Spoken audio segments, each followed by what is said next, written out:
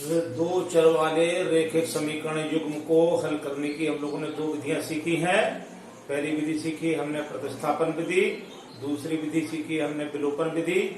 आज सीखेंगे वज्र गुणनखंड विधि या वज्र गुणनखंड विधि। ठीक है, तो इसमें आपकी जो एक्सरसाइज है वो एक्सरसाइज है वज्र गुणन विधि में 3.5।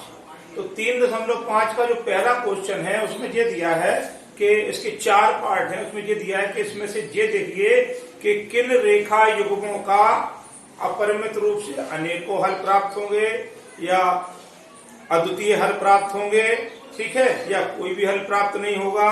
पहले हमको ये वाली जांच करना है और जिस रेखा युग्म का अद्वितीय हल प्राप्त हो उसको अपन को वज्र गुणन विधि से क्या करना है, हल करना है। तो पहला क्वेश्चन का हम दूसरा पार्ट ले रहे हैं 2x + y = 5। 2x + y = 5।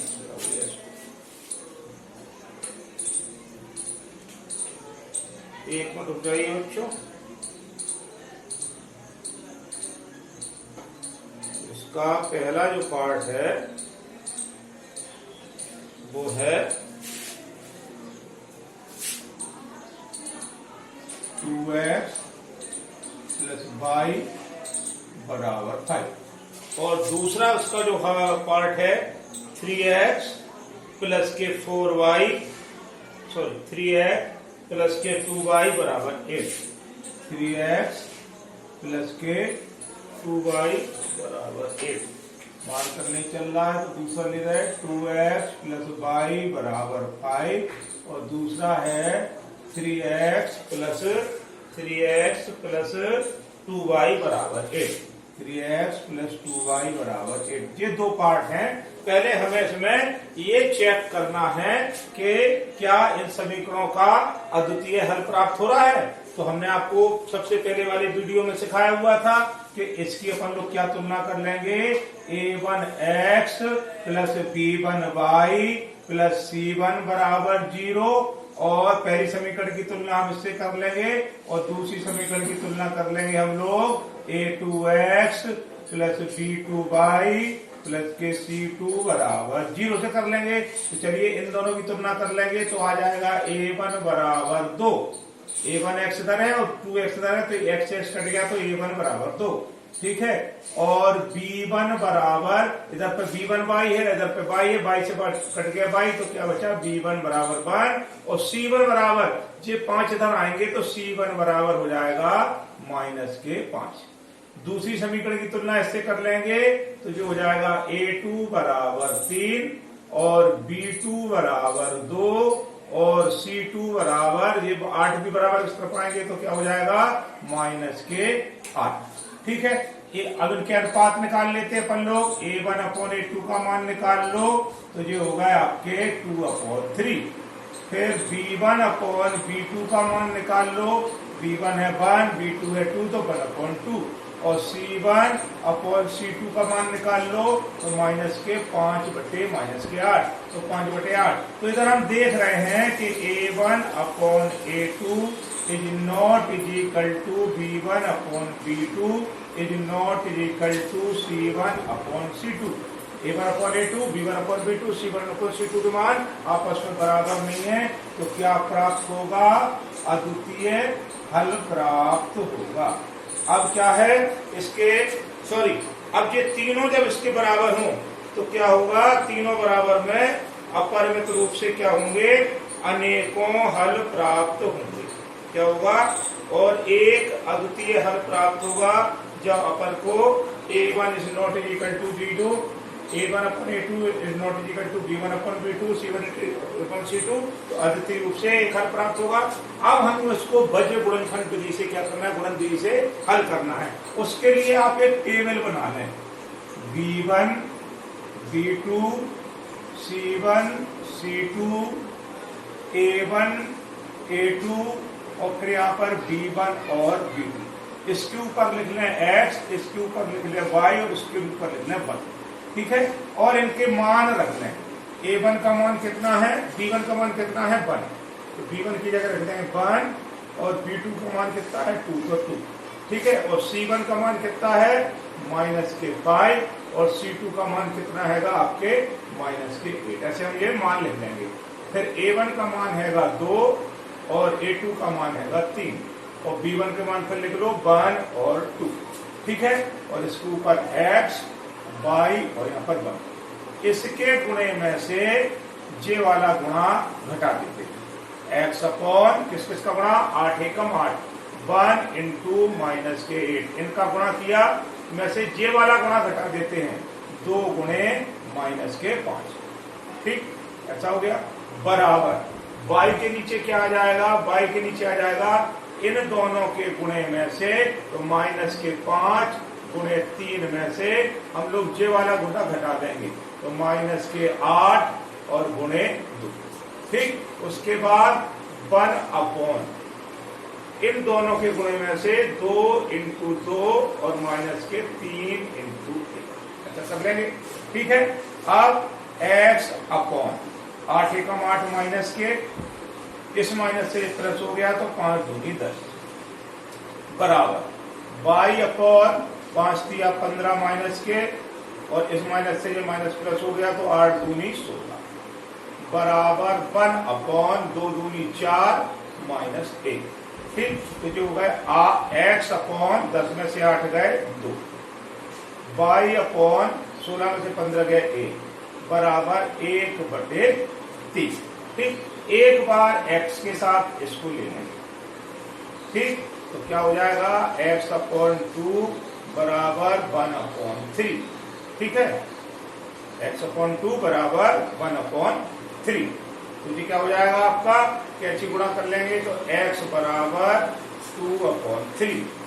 फिर एक बार अब इसके साथ इसको ले लेंगे, y अपॉन 1 बराबर 1/3, तो ये इधर गुणा हो जाएगा तो ये हो जाएगा y बराबर 1/3। तो इस तरह से हम लोग क्या करेंगे, इस समीकरण के से कि अपन लोग क्या कर लेंगे, हल निकाल लेंगे। x अपॉन 2 y अपॉन 1 बराबर 1/3। यहाँ पर 4 में से 3 गया, 1 बचेगा, 3 एकम 3 है, तो यहाँ पर क्या बचेगा 1 बचेगा, तो 1/1। ये 2 दूनी 4, 4 में 3 गया 1, तो 4 में 3 गया 1, तो ये बचा 1/1। तो अब एक बार अपन लोग क्या करेंगे, अपन लोग x अपॉन 2 के साथ इसको ले लेंगे 1/1, तो x बराबर आ जाएगा 2, और एक बार y के साथ 1/1 ले लेंगे तो y बराबर भी आ जाएगा क्या 1। तो इस तरह से हम लोग क्या करेंगे, x और y के मान ज्ञात कर लेंगे, ठीक है।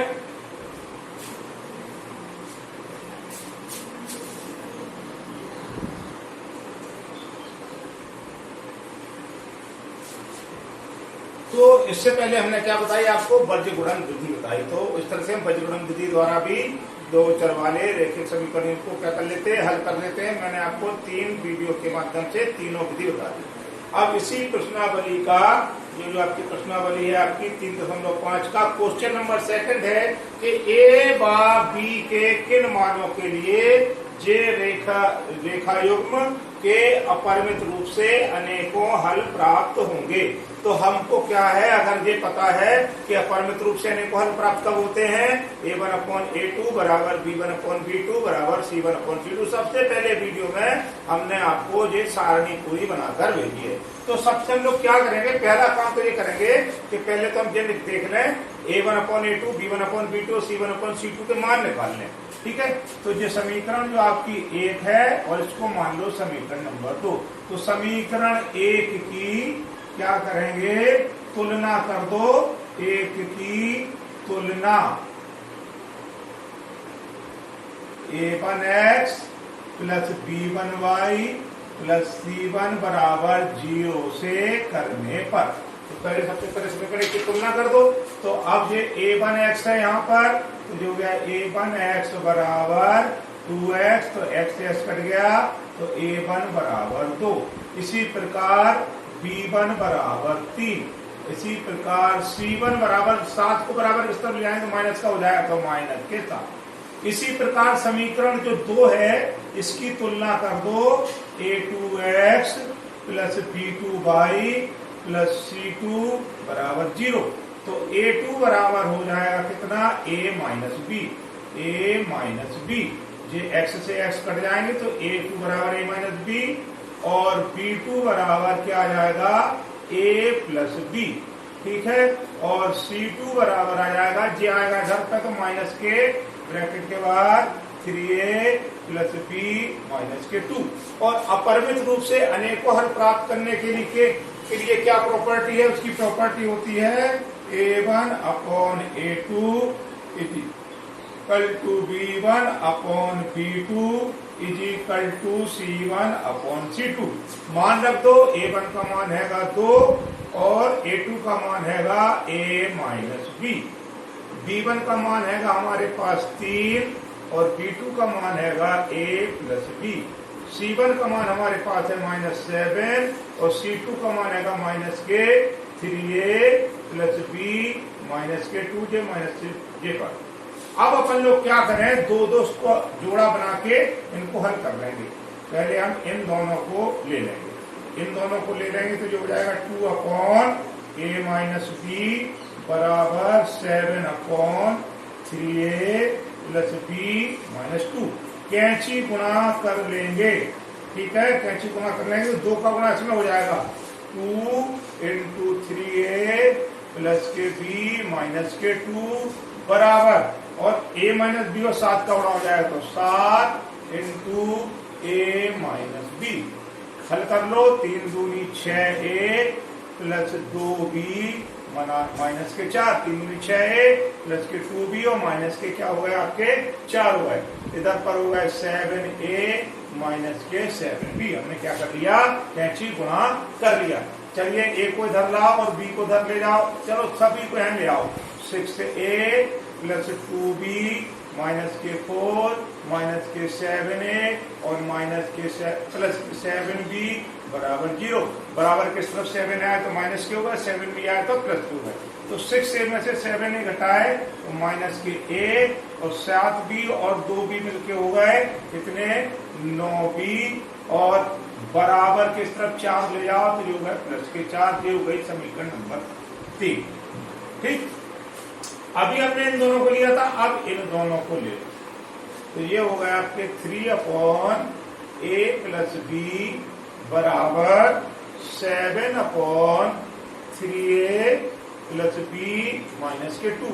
इसमें भी क्या करेंगे हम लोग, कैंची गुणा कर लेंगे। कैंची गुणा करेंगे तो 3 का गुणा हो जाएगा, तो 3 into 3A plus B minus 2 बराबर 7 का गुणा हो जाएगा 7A प्लस बी।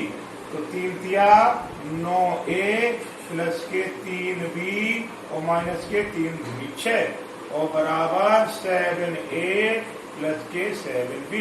सबको बराबर किस तरफ ले आएंगे, 9A प्लस 3B माइनस के 6 माइनस के 7A माइनस के 7B बराबर 0।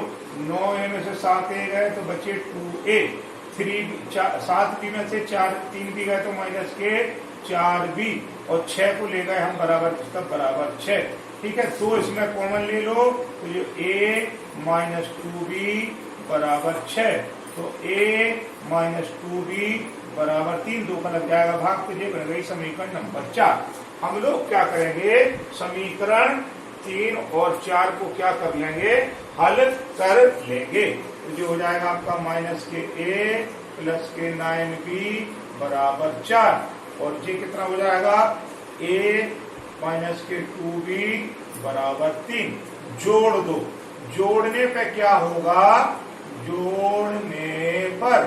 जोड़ने पर जे A माइनस के प्लस के कट गए तो 9 में से 2 गए तो कितने बचे, 7B और 4 और 3 7, तो B बराबर 7 अपॉन 7, तो B बराबर कितना आ गया 1। B का ये वाला मान समीकरण 4 में रख दो, तो A माइनस 2B बराबर 3, तो A माइनस 2 इंटू 1 बराबर 3, तो A बराबर 3, 2 इधर गए तो प्लस के 2, तो A बराबर 5। तो हमको ये निकालना था A और B के किन मानों के लिए इन समीकरणों का हल अद्वितीय हल होगा। तो A बराबर 5 और B बराबर 1 के लिए इन समीकरणों का जो हल प्राप्त होगा, अद्वितीय हल प्राप्त होगा, वो a बराबर 5, b बराबर 1, अगर a के मान 5 है, b का मान 1 है, तो इन दोनों समीकरणों योग का अद्वितीय हल प्राप्त होगा। इस तरह से मैं निकालना था। तो इसका जो सेकंड पार्ट है वो आपको खुद करना है।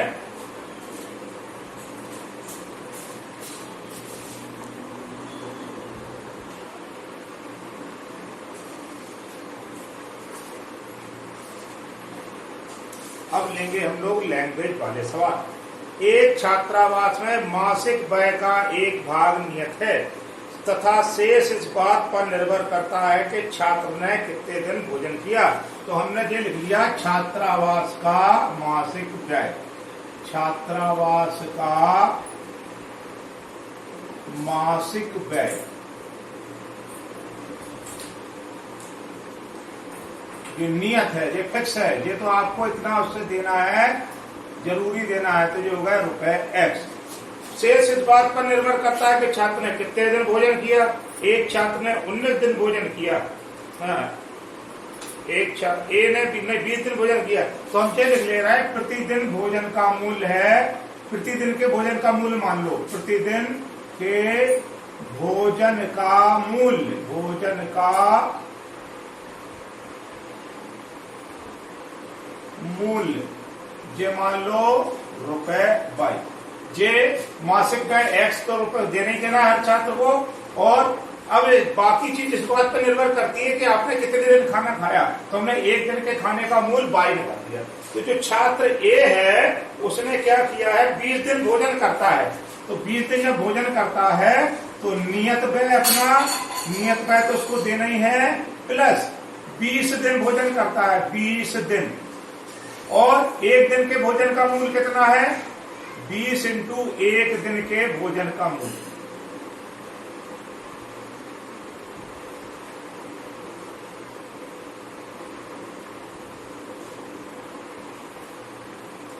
तो वो कितने रुपए देता है, 2000 रुपए देता है।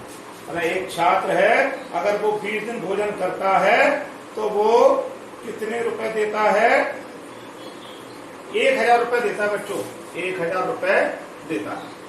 नियत भाड़ा, ठीक है, नियत तो उसको देना ही देना जो फिक्स है, और 20 दिन भोजन करता है तो 1000 रुपए देता है। तो हमने 20 इंटू एक दिन के भोजन का मूल्य हमने गुणा कर दिया, तो क्या 20 दिन का भोजन निकल आएगा, और नियत उसका जो व्यय है वो निकल आएगा, उसको मिला के वो कितने देता है, 1000 रुपए। तो नियत की जगह X प्लस 20/, बराबर 1000, ये हो गई समीकरण नंबर 1। ठीक, उसके बाद छात्र बी 26 दिन भोजन करता है तो उसको 1800 रुपए देने पड़ते। तो छात्र जो बी है ये है आपका छात्र ए। अब जो छात्र आपका बी है, तो पहले तो वो नियत व्यय तो करेगा, नियत भाड़ा तो देगा। वो 26 दिन भोजन करता है, तो 26 दिन भोजन क्या मूल्य हो गया, 26 इंटू 22, क्योंकि एक दिन के भोजन का मूल्य 22 है, तो 26 के दिन का 26/22। वो कितने रुपए देता है, 1800 रुपए देता है। ये बन गई समीकरण नंबर 2।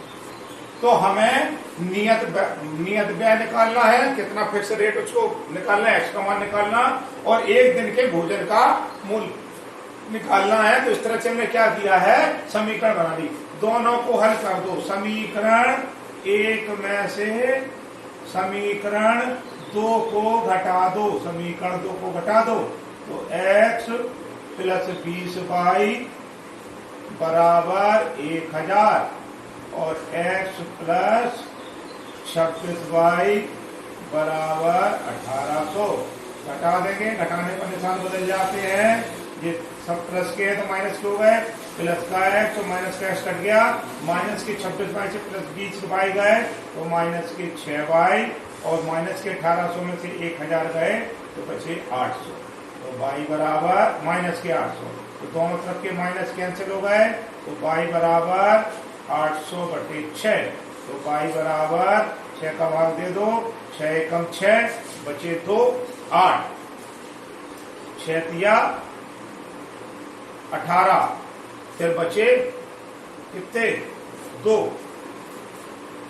1800 है, 1800 ही है। 6 कम 6 बचे 2 8 6 तिया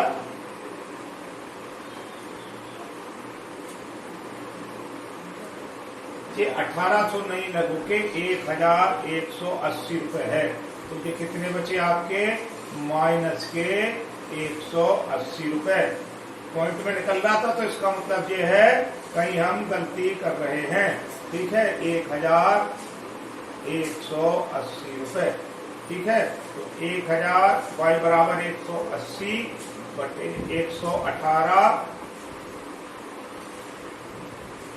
बटे 6 तो 6 एकम 6 और 5 1180 रुपए है। 1000 गए तो 180 रुपए बचे तो 118 बटे 100 तो 180 बचे यहाँ पर। तो 6 तिया 18 और 0 की 0। तो बच्चों क्या है छात्र भी है वो 26 दिन भोजन करता है तो 1180 रुपए देता है। तो समीकरण 1 में से समीकरण 2 घटाई तो 1180 में से 1000 घटाएंगे तो 180 बचेंगे। 6 का लग जाएगा भाग तो 6 तिया 18 और 0 0। तो मतलब एक दिन के भोजन का मूल्य कितना आ गया 30 रुपए आ गया। अब अपन क्या करेंगे जे वाला समीकरण का मान y का मान समीकरण 1 में रखने पर तो x प्लस 20y बराबर 1000 तो x प्लस 20 इंटू 30 बराबर 1000 तो जो होगा x प्लस 600 बराबर 1000। ठीक है तो x बराबर 1000 माइनस 600 तो x बराबर 400। मतलब नियत जो किराया है छात्रावास का वो x बराबर 400 रुपए है और एक दिन का भोजन का किराया कितना है 30 रुपए लगता है। इस तरह से हम लोग निकाल लेंगे। ठीक है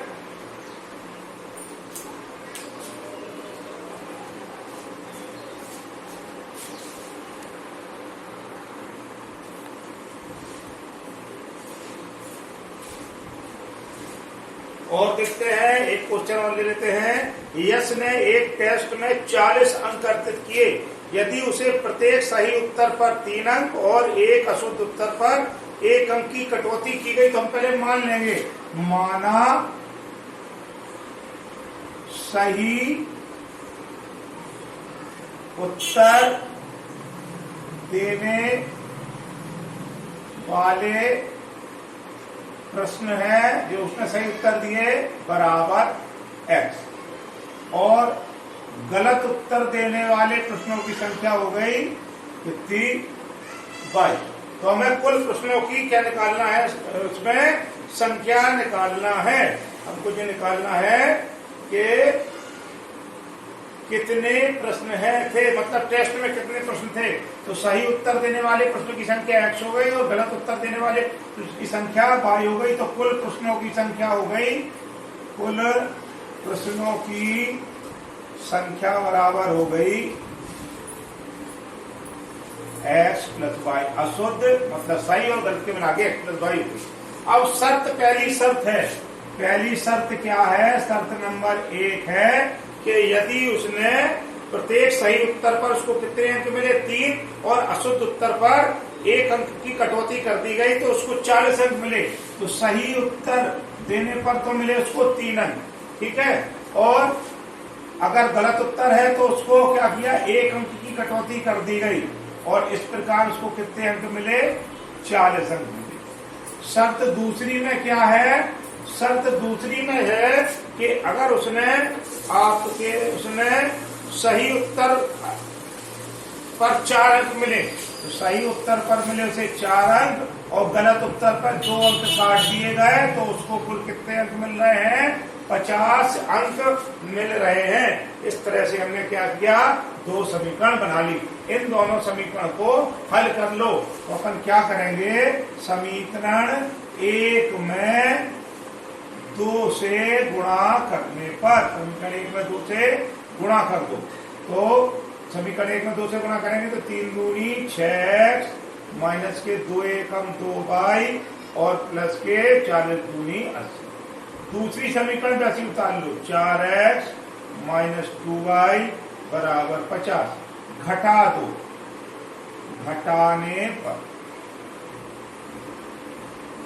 निशान बदल जाते हैं, ये माइनस का हो जाएगा, ये प्लस का, ये माइनस का। तो प्लस के 2y और माइनस के 2y कट गए, 6x में से 4x गए तो कितने बचे 2x, और 80 में से 50 गए तो बचे 30। तो x बराबर कितने हो गए 30/2, तो जो हो गए बराबर 15। तो x बराबर 15। ठीक, अब ये x का मान समीकरण 1 में रख दो, ये हो गया 3x - 5 बराबर 40। तो 3 × 15 - 5 बराबर 40। तो 15 दिया 45 - 5 बराबर 40। तो 45 - 40 बराबर 22। तो 22 बराबर 5। तो कुल प्रश्नों की संख्या कितनी हो गई? प्रश्नों की संख्या मानी थी अपन ने x + y। तो सही प्रश्न जो उत्तर दिए उसने 15 दिए और गलत उत्तर 5 दिए। तो कितने हो गए? कुल प्रश्नों की संख्या कितनी हमको मिल गई? उस प्रश्नों की संख्या हमको 20 प्राप्त हो गई। इस तरह से हम लोग क्या करते हैं, समीकरण बना। समझना है क्वेश्चन में कि हमको क्या दिया है, सही प्रश्न पर उसको कितने अंक मिल रहा है, गलत प्रश्न पर उसको कितने अंक मिल रहे हैं, और उसने सही और गलत देने के बाद उसको कितने हासिल हुए। उसने 3 सही दिए, 1 गलत दिया, देने पर उसको 40 अंक मिले। और जब वो 4 सही देता है, 1 अंक पे 4 नंबर मिल रहा है और गलत पे 2 कट रहे हैं, तो हमको उसको 50 अंक मिले। इस तरह से हम लोग समीकरण बना के मान निकाल लेते हैं। एक सवाल और बताएं।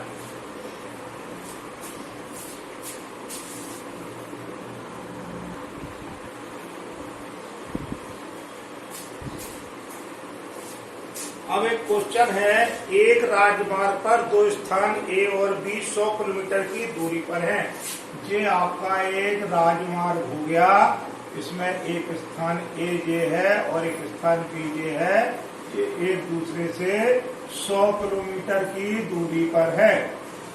ठीक है, फिर क्या है, एक कार A से तथा दूसरी कार B से एक ही समय में चलना चालू करती है। एक कार आपकी यहाँ पर ये है, ठीक है, और दूसरी कार आपकी यहाँ पर ये है, ठीक, और एक ही स्थान से चलना प्रारंभ करती है। ठीक है, एक कार A से तथा दूसरी कार B से चलना प्रारंभ करती है। ये कारें भिन्न भिन्न चालों से एक ही दिशा में चलती हैं। अभी कहाँ चल रही हैं? एक ही दिशा में चल रही है, भिन्न भिन्न। ठीक है, तो 5 घंटे में मिलती है। तो पहले निकालेंगे 5 घंटे में कार A द्वारा चली गई दूरी, चली गई दूरी, दूरी बराबर होता है 4 गुणे समय। तो हम ये मान लेंगे, माना कार A की चाल बराबर x किलोमीटर प्रति घंटा और कार B की चाल बराबर y किलोमीटर प्रति घंटा। तो 5 घंटे में कार A द्वारा चली गई दूरी कितनी हो गई? 4 है कि इसकी x, और समय लगा उसको 5 घंटे, तो जो हो गई 5। और 5 घंटे में कार B द्वारा चली गई दूरी कितनी हो गई? तो हो गई आपकी 5y। और जब एक ही दिशा में चलती हैं तो ये हो गए आपके 5x - 5y बराबर कितनी दूरी है? 100 किलोमीटर की दूरी पर। ये बन गई समीकरण नंबर 1। अब वो ये कह रहे हैं कि अगर ये एक ही दिशा में चलती हैं, अब इनकी दिशा बदल गई, ये इस तरफ और इस तरफ एक ही दिशा में चलती हैं। अभी तो चल रही थी, अब सॉरी विपरीत दिशा में चलती है। अभी कहाँ चल रही थी? एक ही दिशा में, अब है विपरीत दिशा। इसमें दिया है सवाल में कि यदि ये विपरीत दिशा में चलती है तो 1 घंटे पश्चात, तो इन्हें 1 घंटा लग जाता है मिलने में। तो विपरीत दिशा में चलने पर क्या हो जाएगा? कार A की चाल है x, कार B की चाल है y, और कितनी चल रही है? 100 किलोमीटर इसमें चल रही है। ठीक है, तो जब विपरीत दिशा में, विपरीत दिशा आपकी हो गई ये और एक ही दिशा हो गई ये, तो जब एक ही दिशा में चल रही है तो हमको 5 घंटे बाद ये दोनों कार मिलेंगी, और जब विपरीत दिशा में चल रही है तो 1 घंटे बाद मिलेंगी। पहली समीकरण हमने बना ली 5x माइनस 5y बराबर 100 और विपरीत दिशा के लिए बना ली x प्लस y बराबर 100। इन दोनों को हल करके हम क्या निकाल लेंगे, तारों की चाल निकाल लेंगे। तो अपनी समीकरण है कि जे 5x माइनस 5y बराबर 100। समीकरण 2 में अपन लोग 5 से गुणा कर दें, ठीक है। समीकरण 2 गुणे 5, तो पहली समीकरण तो ये है 5x माइनस 5y बराबर 100। समीकरण 2 में 5 से गुणा करेंगे तो 5x प्लस के 5y बराबर 100। तो ये जोड़ दो, जोड़ने पर क्या है, जोड़ने पर क्या है, y कट जाएंगे। तो ये हो गए 10x बराबर 200, तो x बराबर 200 बटे 10, तो x बराबर 10 किलोमीटर प्रति घंटा, ठीक है। अब जे x का मान इसमें समीकरण में रख दो, तो x प्लस y बराबर 10। एक मिनट बच्चों, 5x प्लस 5 5 से कर रहे हैं, 5 5 10x बराबर 200, तो 10 दूनी 2 आएगा बच्चों, 10 नहीं आएगा। 10-20 किलोमीटर आ जाएगा, 10 दूनी 20 किलोमीटर प्रति घंटा। 5 5 10 जीरो कट गई, तो 20 किलोमीटर प्रति। अब यहाँ पर कितना है, x प्लस y बराबर क्या है, 100 है, ठीक है। तो x की जगह अपन रख देंगे 20 और y की जगह रख देंगे अपन लोग 100। तो जो हो जाएगा y बराबर 100 माइनस 20, तो y बराबर 80 किलोमीटर पर आवर।